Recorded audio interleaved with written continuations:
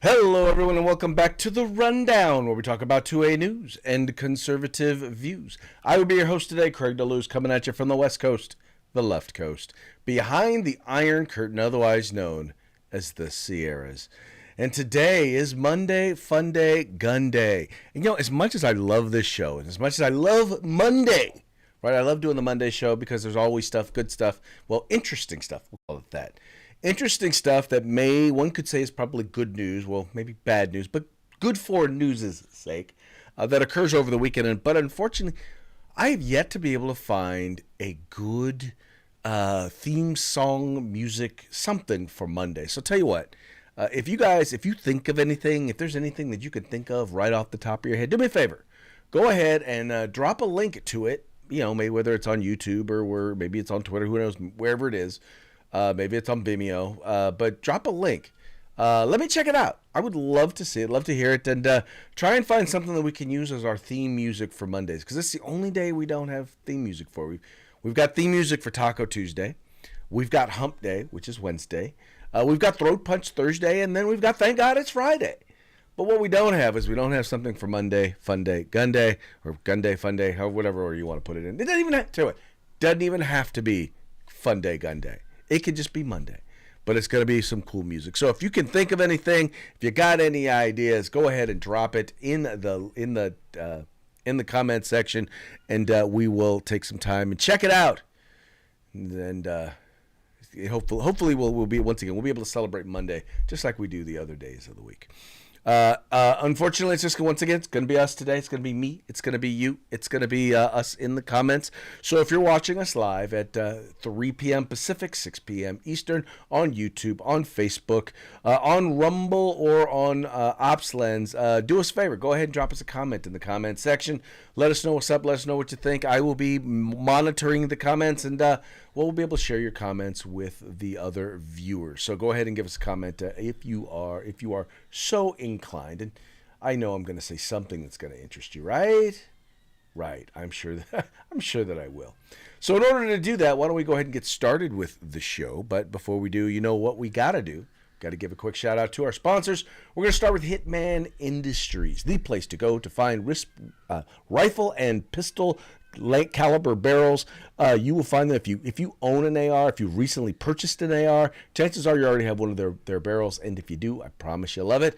We'll get more. If you're looking to either rebarrel a current rifle, maybe one that doesn't have one of their barrels, or if you're looking to do a brand new build, go to hitmanindustries.net. If you are a first responder and you've never purchased from them before, you will get a discount. So check them out today, Hitman Industries. Then we've got the California Republican Assembly, referred to by the late President Ronald Reagan as the conscience of the Republican Party, working to help elect conservatives at all levels, from school board all the way up to President of the United States. You can find them at cragop.org. That's cragop.org. If you want to be a part of California's future today, got to join CRA. And then we've got Hog Holsters, the destination, the place to go. If you're looking for concealed carry, you're looking for tactical holsters inside the waistband, outside the waistband, trust me, they have it. Just go to hogholsters.com. Make sure you use the discount code The Rundown right up there, all caps, no spaces, one word, and get a discounted holster today. And then finally, the place to get all things tactical. I mean, they have it all except for the gun. It's uscombatgear.com. They've got indoor gear. They've got outdoor gear. They've got cold weather, warm weather, wet weather, dry weather. You name it, they have it.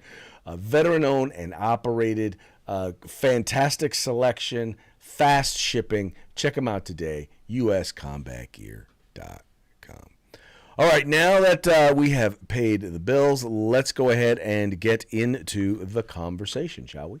And we're going to start off with Biden's new border shutdown executive order. That's right. President Joe Biden has finally declared that he is going to shut down the border.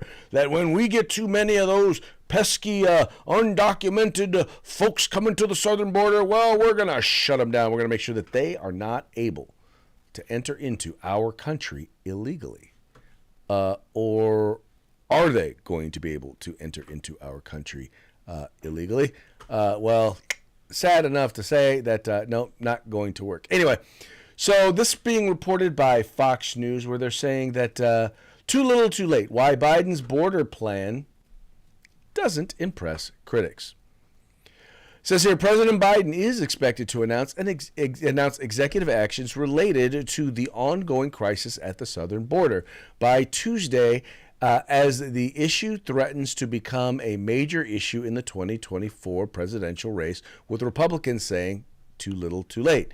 The Biden administration and border officials confirmed to Fox News that executive actions are expected to be announced by Tuesday before President Biden departs for Normandy. Details of what will be announced remain unclear. Some outlets reported that it could involve a mechanism to prevent additional migrants entering into the U.S. once there is a rolling 7-day average of more than 4,000 apprehensions a day. The mechanism would likely be similar to one produced in a sweeping bipartisan Senate bill that was unveiled earlier this year and was backed by the Biden administration, but has so far failed to drum up enough support to pass the upper chamber. In that bill, a Title 42 style expulsion authority would allow agents to quickly remove migrants across the border. Biden could attempt to implement an authority by executive order by using 2112F of the Immigration and Nationality Act, which allows presidents to limit entry of foreign nationals into the U.S.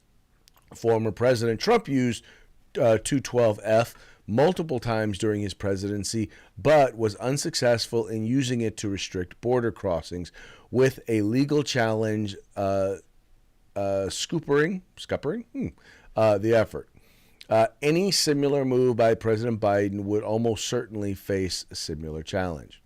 There are no plans. Well, anyway, basically what's happening here is that what he's going to be doing is, first and foremost, he's going to claim to be doing the stuff that Donald Trump did. In other words, he's going to claim that after, for example, a certain number of migrants. So I think the number that I've heard was 2,500. So once you've had 2,500 illegal people apply for amnesty in a particular day, they would then not allow anyone else in that day to go to request amnesty.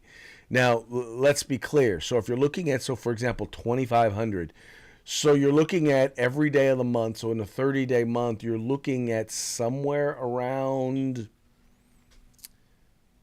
what would that be? 20, 40, 60? Somewhere around 60,000 people would be able to apply a day. 60,000 people would be able, illegal immigrants, not a day, I'm sorry, a month, would still be able to enter into the United States. Now, that's significantly less than are currently coming in, because right now we're getting about 200,000 per month. But once again, that's not just including people who get caught. The reality is that what this is they're looking to use this as an election issue, not by fixing it, but by claiming to offer a fix. And when Republicans say, no, this is not enough, or they say that, no, what you're doing isn't enough, it's not making a big enough difference, then they say, well, see, Republicans are standing in the way. And so what he's trying to do with these executive orders is to pretend to secure the border. But he's still not offering clear language in terms of requiring people to actually fall in line with what the definition of an amnesty request is supposed to be, because he doesn't really want people applying for amnesty. Well, let me clarify. He wants them to apply for amnesty. He just doesn't want to have to reject them because they don't fit the criteria of what amnesty is supposed to be. Amnesty is not just because, well, I don't like it where I'm living. It's I am in physical danger, or my family is in physical danger, actual danger if I remain, or if I go back to, or I'm in danger if I go back to the country from whence I came. That's what amnesty is. I mean, that's what's supposed to trigger amnesty. Not, well, I can't get a job there.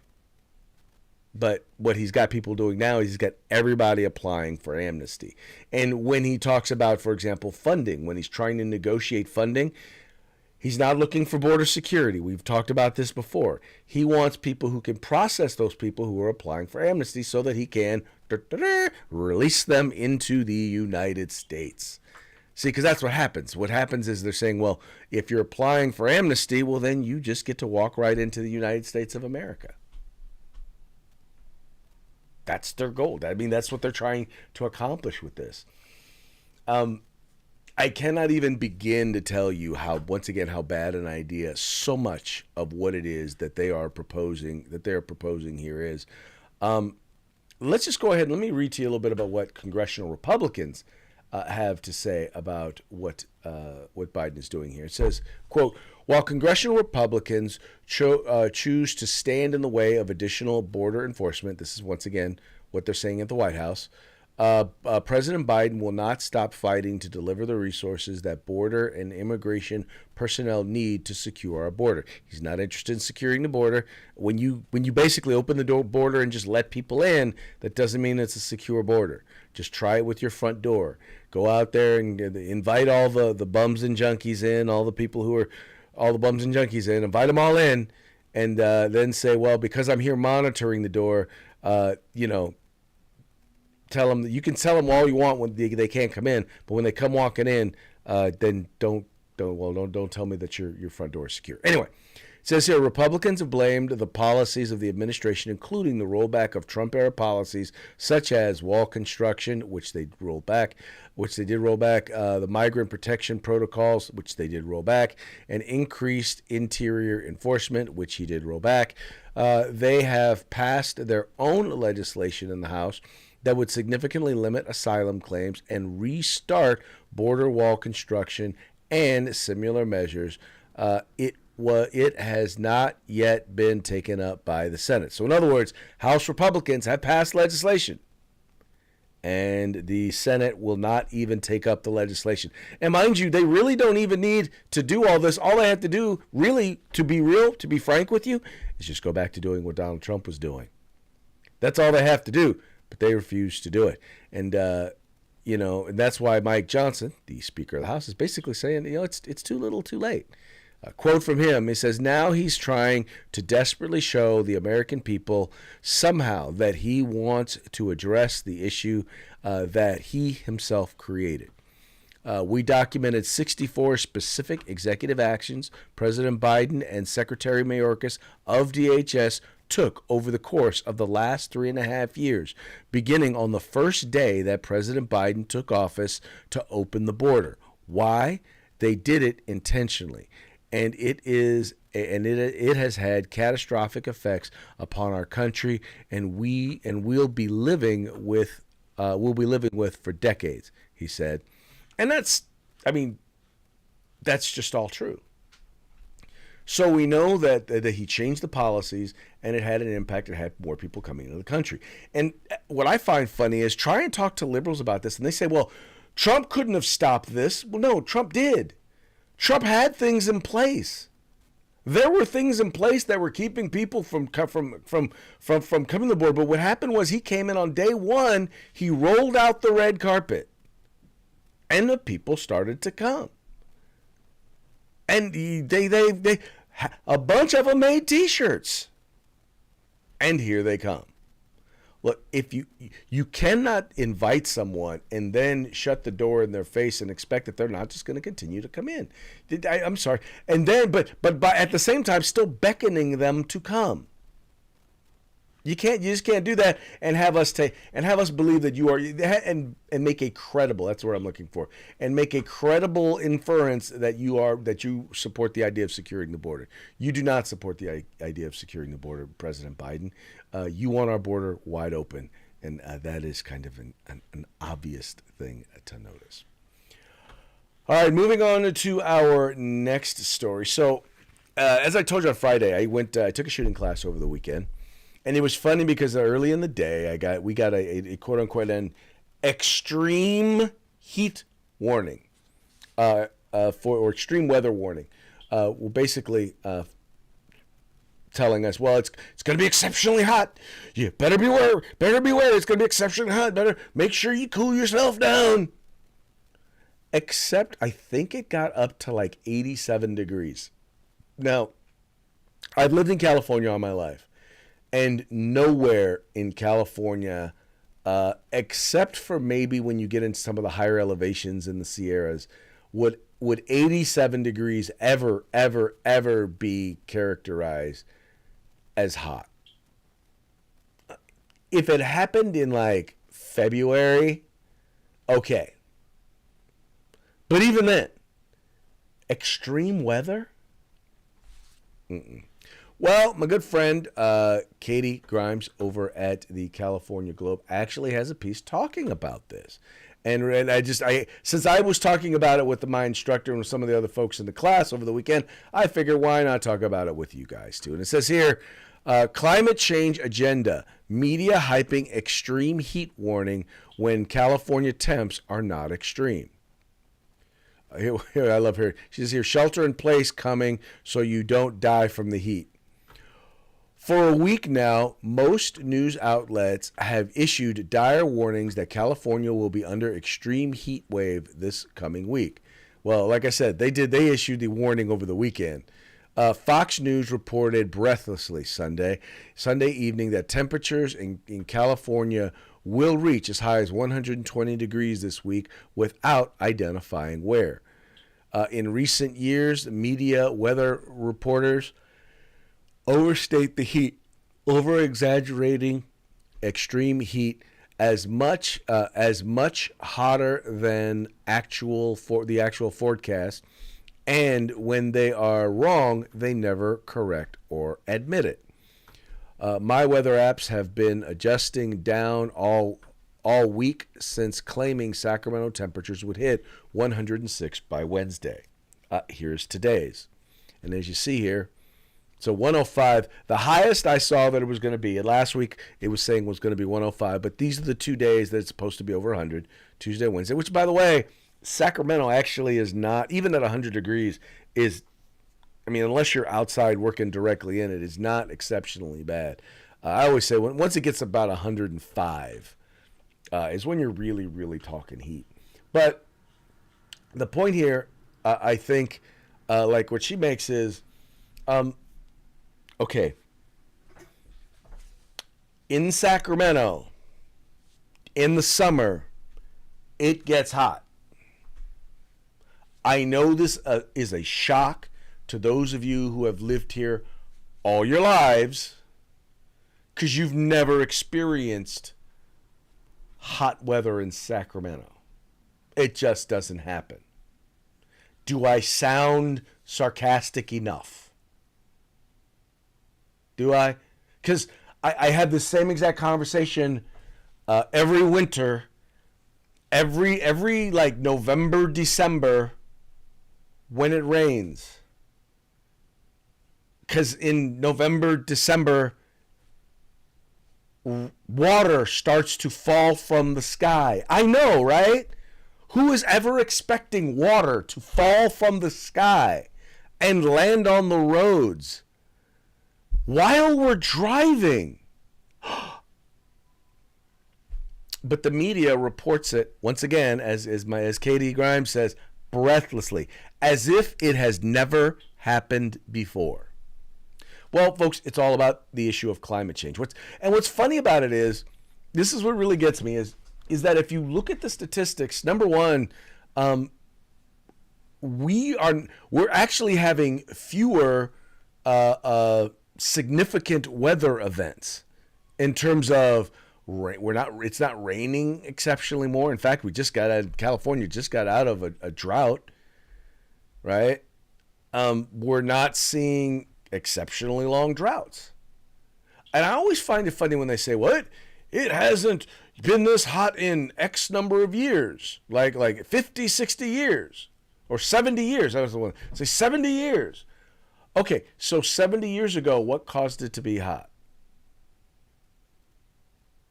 I mean, if it's global warming now caused by stuff we're putting in the air now or over the last 50 years, What caused it 70 years ago? What caused the extreme heat wave 70 years ago? What sort of global warming event, what man-caused thing were they doing before the industrial age that caused it then? They can never tell you. That's also the reason why we went from global cooling to global warming to climate change. Because see, now with climate change, all they have to do is say, "Oh, scary weather," and pass laws. It's kind of funny. You probably have seen the meme where it says, it's kind of funny how global cooling, we instituted a tax. Global warming, we instituted a tax. Climate change, we instituted a tax, and somehow the tax are supposed to solve the problem, but they seem to, cause more weather problems? I don't know. But we seem to answer it all with a tax, with somehow restricting the rights of people to earn a living and taxing people. And that's supposed to solve the problem of global climate change. Oh, I almost forgot. And handing over our sovereignty to foreign nations. Let us not forget that one. It is kind of mandatory that in order to fix what is going on with our climate, we must surrender our liberties, our rights to Muslim Marxists. I don't know, the people who run the people who run the UN. Because Lord knows, even though we pay for the UN, we don't run it. Anyway, I'm sorry, but that was one that got me. So, and by the way, folks, and this goes back to the whole conversation we've had before about this is all about declaring everything a health emergency. There is a reason why they talk about mental health. I love this one. The Defense Department sends Pride graphic for PTSD month. Okay, this is being reported out. I'm going to read the story for you so I don't mess this one up. This is being reported out of Breitbart. It says woke Defense Department, and yes, they are woke, mistakenly posts LGBT Pride graphic for PTSD Awareness Month. As the story reads, the month of June has been designated as PTSD Awareness Month by the federal government since 2014, a year before it also became recognized as Pride Month, Fox News reported. Quote, June is PTSD Awareness Month, and the DoD is committed to supporting service members and veterans affected by PTSD, the department wrote on X. If you or someone you know is struggling, help is available. You're not alone, the post caption said.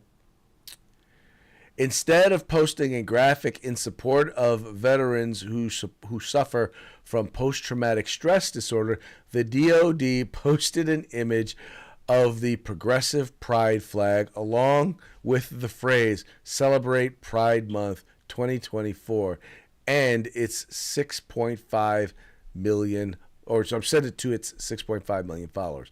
The post was later deleted and replaced upon recognizing the mistake, but it was too late. So anyway, this was what was supposed. This was I guess this is what was supposed to go out. Where is the thing? And this is what was actually. This was actually what was sent out. I get it. That stuff happens. But it's almost like a bit of a Freudian slip, isn't it? It's like, someone mistakenly, and I'm sure it was not their intent, wanted to note that, there are some things that are mental disorders, or at least some things that used to be claimed or declared as mental disorders, psychological disorders, that are no longer considered psychological disorders. And just maybe the Freudian slip says we just wanted to remind you. And that's right. By the way, just so you know, gender dysphoria is still classified as an issue of the mind, not a physical, not a body issue. But it is a mental issue that we do, that for the most part they have been recommending, or the diagnoses, the cures supposedly have been to alter one's physical body, which I don't understand. If someone said that they were, for example, if they had what's the body dysmorphia, right? Maybe they believed that they were morbidly obese, even though they were really thin. We wouldn't tell them, yeah, you are morbidly obese. We need to put you on a diet. We need to reduce how much food you're intaking. No, we would help them to understand and recognize that they are not morbidly obese, that they are healthy, and help them to figure out what is triggering those feelings, right? If someone felt like they were supposed to not have an arm, or they're supposed to be blind, or not deaf, we wouldn't poke their eyes out or, cut their ears off. We would help them to understand what they are.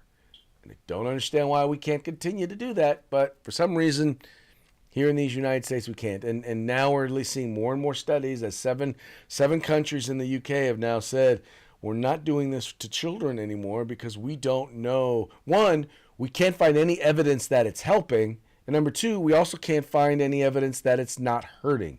In fact, we're finding evidence that it is in fact hurting. So now they're not doing it as a way to solve the problem anymore, but to a certain degree they are still using it. They are still researching it, shall we say. And it's kind of dangerous to do that sort of research on kids, but at least they're acknowledging that a bunch of the quote-unquote solutions that are being offered for young people are not solutions at all and are actually causing problems, and they're going out of their way to at least try and protect those kids and realizing, hey, when you're an adult, you have an ability to inform yourself, and if you want to make the medical decisions and go get your, I'm not going to call it that, a gender-affirming, yeah, but anyway, and you want to go and get, and you want gender sex trait modification, medication or surgery, you decide you want to do that, then you go do that. Once again, making sure that you've been provided with all of the information, not just a little bit. Okay, and finally, if you are a follower of the Second Amendment, you know who Steve Dettelbeck is. He is the activist anti-gunner who is now the director of ATF, an activist, not an administrator, not someone who's coming in order to figure out how to help us safely facilitate our right to keep and bear arms. No, this is a guy who's coming in who wants to grab your gun. To be clear, he's a gun grabber. He is a 100% gun grabber. Well, he was questioned recently by Mr. Thomas Massey, and let's just say that he had some very, very interesting to say. In other words, what he wanted to do. Well, you know what? No, I will go. I'll talk to you about it afterwards. I'll play the video, and you tell me what you think, Mr. Dettelbeck. Yeah, he's stepping all over his Dettelbeck. You tell me what you think about what it is he's trying to say here. In my last remaining seconds, I want to show you a video of something that you said on 60 Minutes. And we depend on firearms dealers, many of whom are our first line of defense, who will pick up the phone and help us and try to interdict this. And for those who aren't doing that, I hope and expect that as Americans, we will all do that.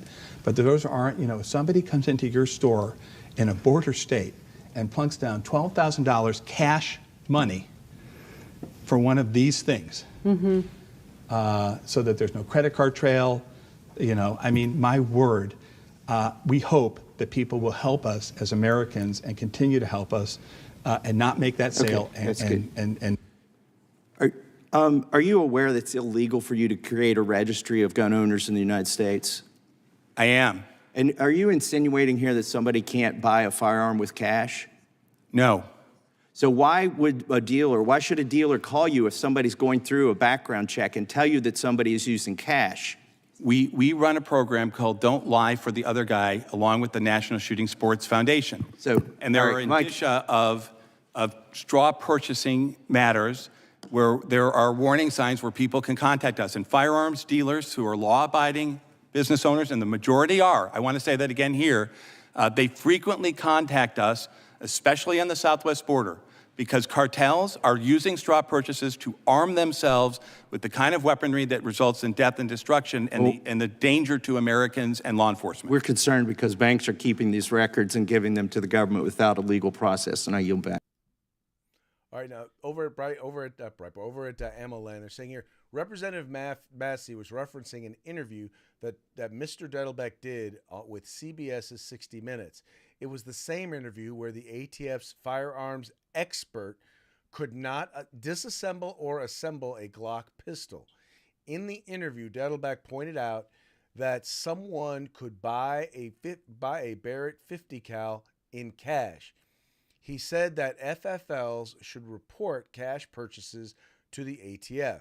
Many in the gun community took issue with this statement because it is not illegal to buy firearms with cash, and in many cases, gun owners prefer to use cash, especially since programs such as Operation Choke Point exist. For those of you who are unfamiliar with Operation Choke Point, Operation Choke Point was an operation launched by the government to crack down on banks that dealt with firearms industry by classifying such businesses as high risk. The firearms industry concluded that government was using its power to infringe on the rights of Americans because the rate of fraud in the firearms world is lower than the national average. The chances of someone committing fraud after handing over legal documentation and going through a background check are low. So in other words, what he was asking here was, once again, for people to report to the government when you bought, for example, when someone comes in and buys guns, or if they spend a lot of money buying firearms with cash. And in this case, he was talking about a 50 cal. And we've talked about this a dozen times on this show. There has never, other than possession, other than a person who's not supposed to legally possess a firearm, possessing one, there has never been a crime in the United States committed with a 50 caliber rifle.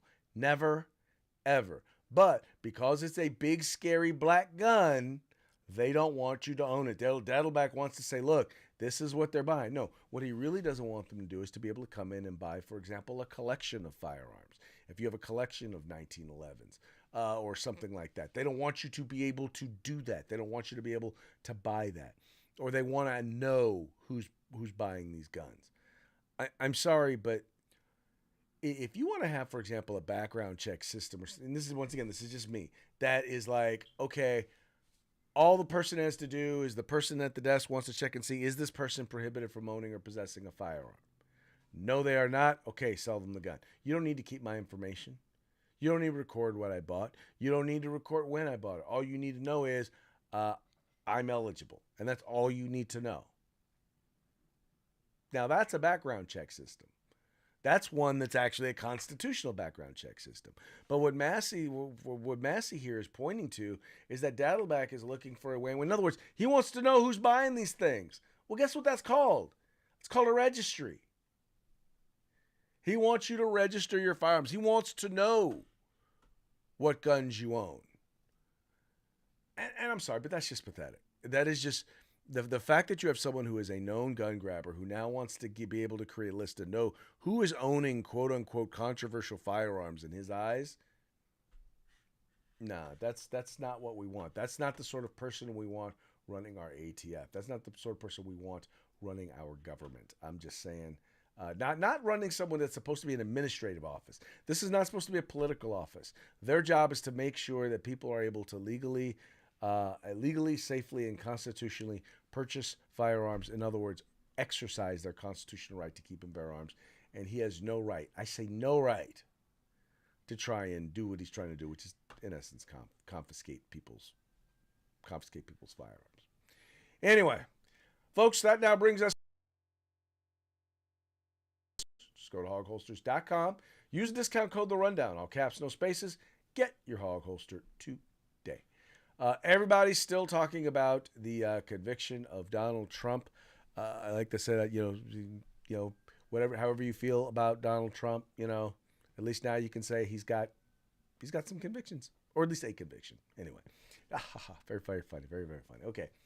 Well, that conviction actually led to, I think it was something like in the first 24 hours, he raised $54 million in campaign funds. In the first 48, he raised like $78 million in campaign funds. And as a result of that, once again, this being reported by the Babylon Bee, can you say satire? Satire. Babylon Bee, satire. Fake news that you can count on.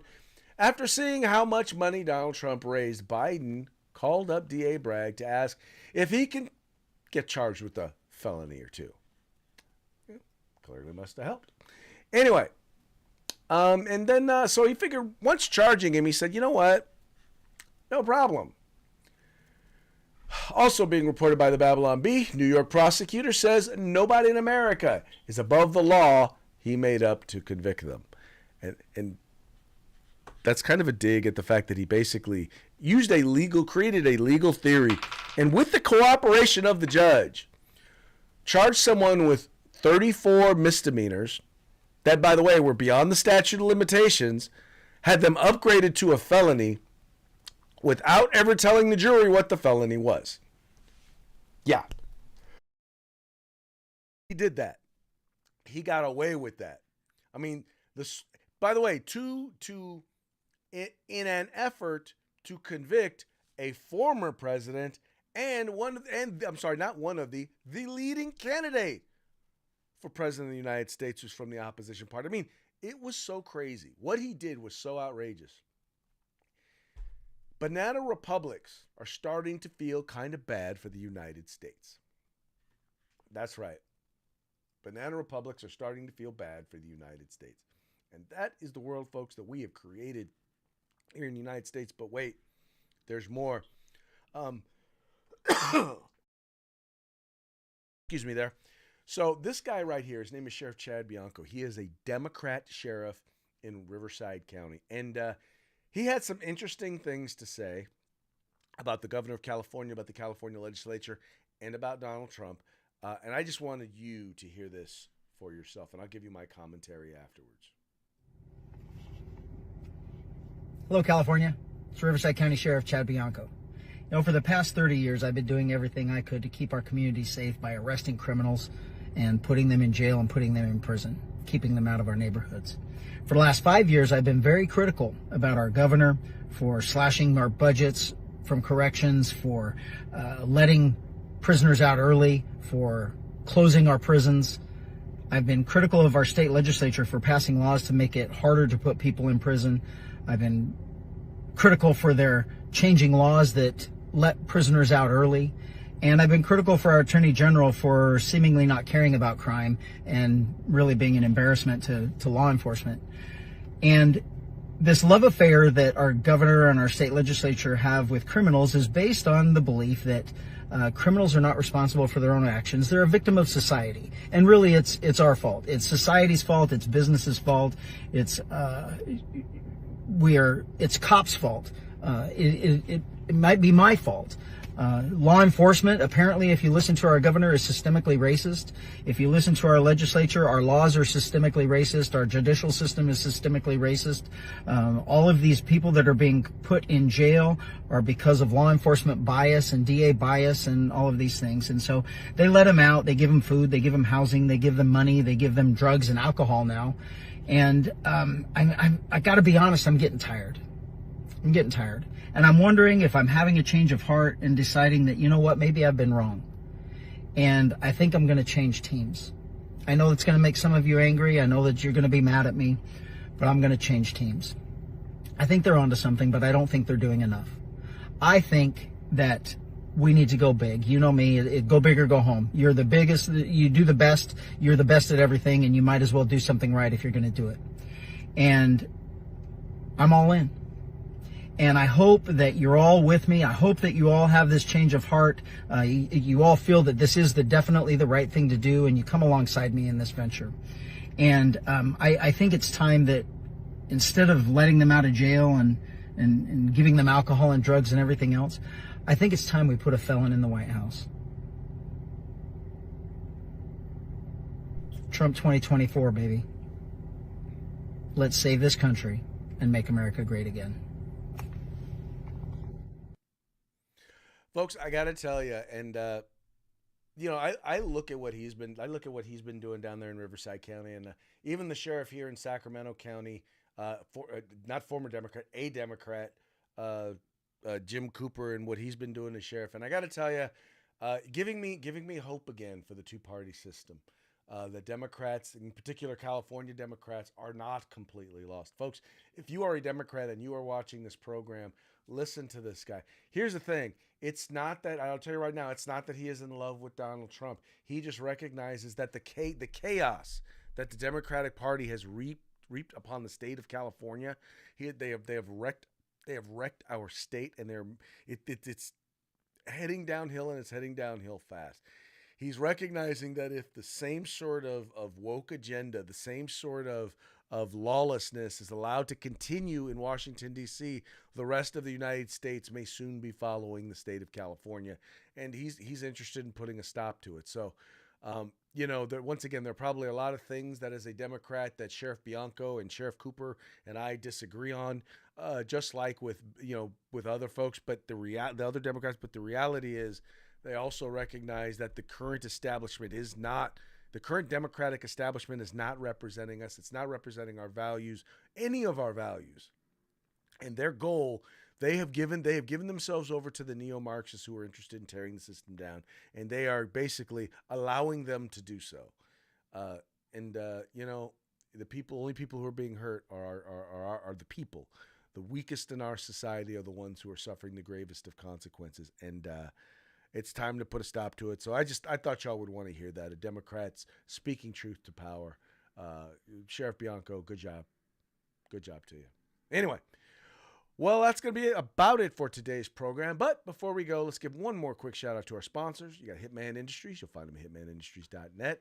California Republican Assembly. If you want to be part of California's future today, join CRA. Remember to go to hogholsters.com. Use the discount code The Rundown, all caps, no spaces. Get your hog holster today on discount. And then finally, if you're looking for something tactical, you'll find all things tactical but the gun at uscombatgear.com. And with that, Monday is behind us. Tuesday is ahead of us. We're going to have a good time tonight, and we will be back tomorrow. Till then, y'all stay safe. Send a few down range and turn one up for me. Holler at you later.